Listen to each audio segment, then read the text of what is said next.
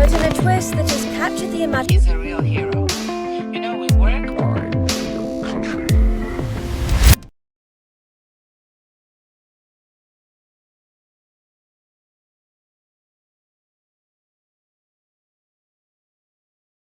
Cerita berawal di negara Kroasia. Kita diperlihatkan dengan seorang ibu dan anak yang sedang berbelanja di sebuah minimarket. Ketika mereka selesai berbelanja, tiba-tiba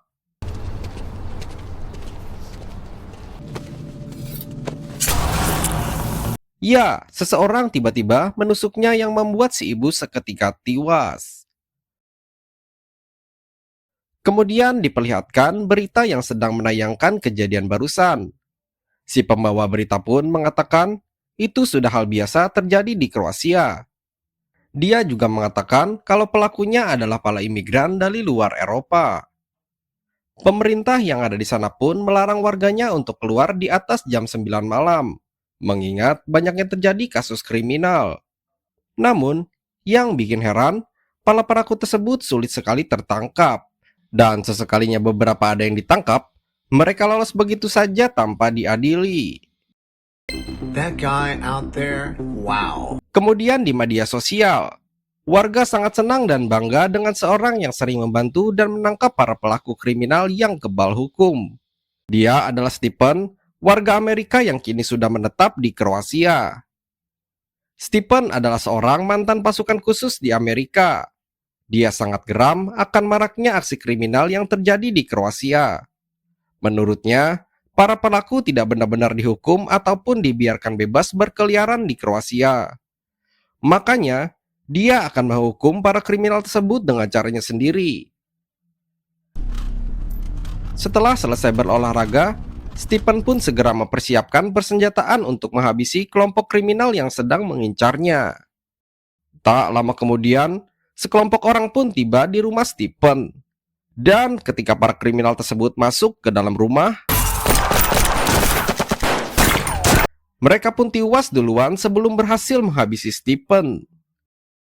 Kemudian Stephen yang berada di rumahnya lalu melakukan streaming di media sosial. Ia mengatakan bahwa warga tidak perlu takut lagi dengan para kriminal, karena dia akan menghabisinya secepatnya. Stephen juga mengatakan ia juga akan menghabisi jaksa dan hakim korup yang selama ini tidak menegakkan keadilan dengan benar. Video Stephen pun langsung viral dan membuat semua orang bangga terhadap Stephen. You know, we work. Di sisi lain, Ketua Interpol bernama John dan pihak kepolisian yang mendengar kebrutalan Stephen pun mencarinya. Bukan karena ingin memberikan dukungan, melainkan polisi tersebut malah ingin menangkap Stephen karena telah main hakim sendiri. Di saat John sedang melakukan wawancara, para wartawan justru bertanya-tanya, kenapa Stephen malah ditangkap bukan diapresiasi? Pak Interpol pun menjawab bahwa Stephen main hakim sendiri dan terlalu brutal dalam menangkap para penjahat tersebut. Keesokan harinya, Stephen yang berada dalam bis hendak ingin pergi. Tiba-tiba, Genjet songong yang ingin menaiki bus tanpa membeli tiket. Sontak supir pun tidak akan menjalankan bisnya sebelum mereka membeli tiketnya. Lalu, Stephen yang menghampiri itu langsung menghampiri dan memberikan uang tiket kepada supir. Kemudian, Stephen menasihati anak Genjet tersebut agar tidak melakukan ulah lagi. Kalau sampai Stephen melihatnya, ia tak segan-segan membuat mereka cacat seumur hidup. Selang tak lama ketika mereka sampai di tujuan, mereka bukan berterima kasih, malah mengajukan jari tengah dan mengatakan fuck off.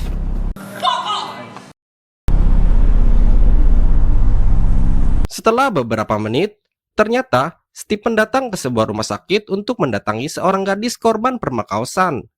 Dia bernama Elma. Stephen mengatakan apa pelakunya sudah ditangkap. Lalu Elma mengatakan bahwa sebelumnya pelakunya tersebut sudah ditangkap. Namun karena pelaku berusia di bawah umur dan tidak ada bukti, polisi pun akhirnya membebaskannya. Kemudian dengan perasaan marah, Stephen berjanji kepada Elma akan menghukum para pelaku tanpa belas kasihan. Do you want justice? Keesokan harinya, terlihat di sebuah televisi mengabarkan bahwa beberapa orang tewas mengenaskan. Tidak lain tidak bukan, mereka adalah pelaku dari pemerkosaan Elma. Dan siapa lagi kalau bukan Stephen lah yang telah menghabisi para pelaku tersebut. Di malam harinya, kita diperlihatkan dua orang pria gaul yang sedang minum-minum bareng bersama pacarnya di sebuah bar. Namun, saat dua wanita itu hendak pergi ke toilet, pria itu justru memasukkan cairan obat tidur ke dalam minuman pacarnya. Stephen yang melihat aksi bocah tengik itu menghampirinya dan mengatakan kalau pacar mereka sedang diganggu seseorang di toilet.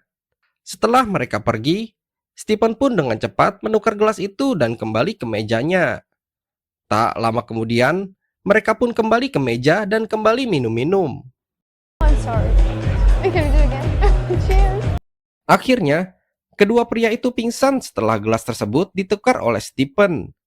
Kemudian, Stephen menghampiri kedua wanita itu dan menyuruhnya untuk pulang. Ia juga mengatakan kalau cowok kencanan mereka adalah orang jahat yang akan mencelakai mereka. Setelah mereka semua pergi, dan tanpa Stephen sadari bahwa ada seseorang yang memantaunya. Dan untuk memastikan kebenaran bahwa Stephen itu memang yang John cari, ia pun mengambil sebuah gelas untuk mengambil dan melacak sidik jari si Stephen. Kemudian di tempat lain, Stephen mendatangi sebuah tempat penambah semangat. Dari sekian banyak kimcil di sana, ia memilih Siti untuk menemaninya di kala Stephen bad mood. Di saat sedang bermain, Stephen melihat sarang laba-laba dan jamur di sudut-sudut kamar. Faktanya, Stephen adalah pemilik gedung tersebut, dan ia juga memfoto setiap kerusakan kecil yang ada di tempat tersebut, lalu menegur anak buahnya yang bertugas mengelola gedung tersebut. Keesokan harinya, iring-iringan pasukan yang dipimpin oleh ketua Interpol bergerak maju menuju kediaman Stephen. Mereka datang dengan tujuan menangkapnya karena tindakan Stephen telah dianggap melampaui batas.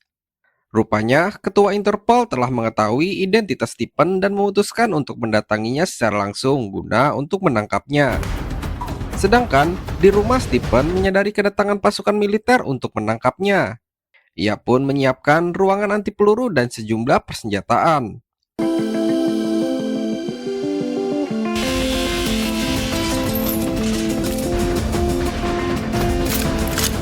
Dan ketika sampai, Stephen menyuruh mereka semua keluar agar anak mereka tidak jadi yatim. Namun karena pasukan itu batu, inilah yang terjadi.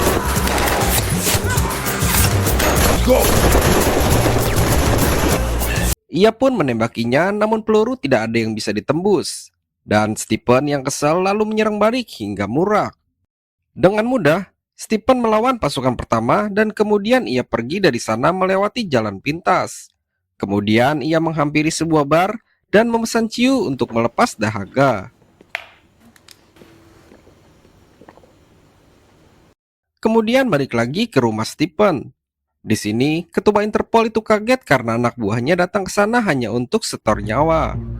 Setelah itu, John menyuruh sisa anak buahnya untuk membuka ruangan baja tersebut. Kali aja di dalam ada Stephen yang sudah tewas. Ketika pintu berhasil dibuka, namun di sana tidak ada Stephen. Dan ketika pintu bawah dibuka,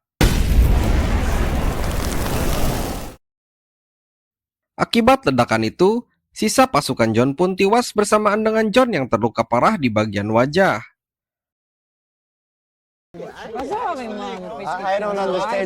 Keesokan harinya, film diperlihatkan 3 anak Gen Z yang berulah di sebuah bus itu kembali membuat masalah dengan membuli anak culun.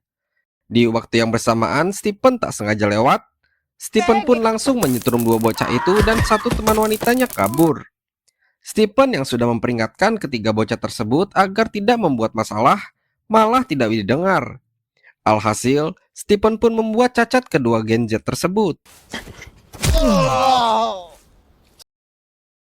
Setelah kejadian tersebut, Stephen mendatangi korban pemerkosaan 7 orang laki-laki. Ia menanyakan siapa pelakunya dan apakah pelakunya sudah ditangkap. Si korban pun bilang kalau semua pelaku tidak mendapatkan hukuman apa-apa dan dibiarkan bebas begitu saja. Mendengar hal tersebut, Stephen pun pergi dari sana.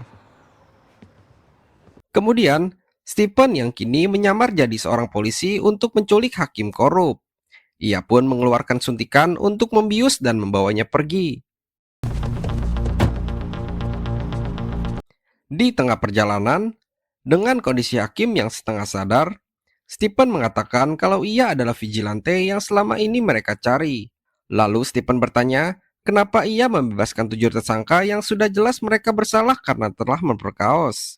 Lalu hakim bilang kalau ia disogok oleh salah satu ayah jering si pelaku utama. Lalu Stephen membawa hakim itu ke sebuah jalanan sepi. Setelah itu, kemudian Stephen menyayat tangan hakim yang membuat seolah-olah bunuh diri. Sekarang tugas Stephen adalah mencari 7 pelaku permekaos gadis itu, dan Jering adalah si pelaku utamanya. Setibanya di rumah Jering, awalnya ayahnya menolak ia masuk. Namun setelah ditodong, Just a little chat. Stephen lalu menembak kaki Jering, dan ia berkata ia hanya ingin ngobrol santai saja. Di sini lalu Stephen bertanya kepada Jering, kenapa ia tega memperkaos gadis dengan 6 orang temannya. Karena hal itu, ia membuat si korban menjadi kritis dan trauma berat. Di sini Jering meminta maaf karena ia melakukan hal tersebut karena terpengaruh minuman alkohol.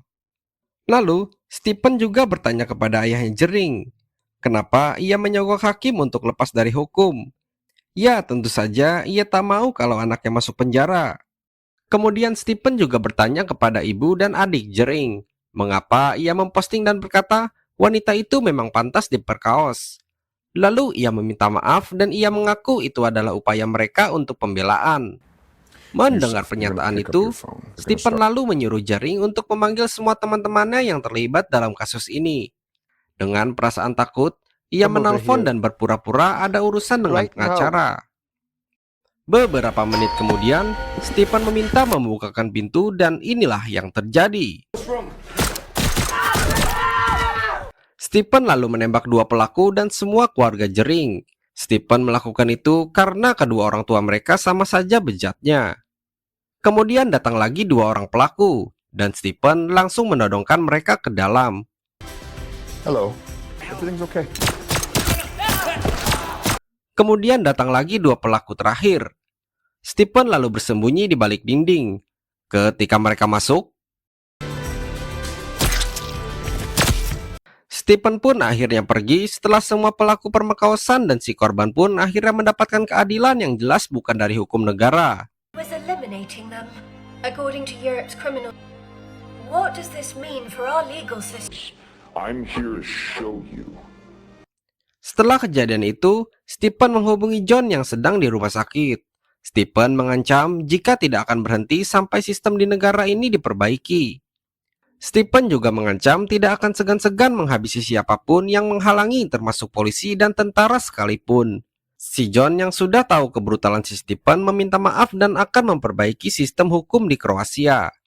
Dan mulai sekarang, si John bilang tidak akan mengusiknya lagi. Jadi itu dia alur film dari Citizen Vigilante. Jangan lupa di like jika kalian terhibur. Terima kasih.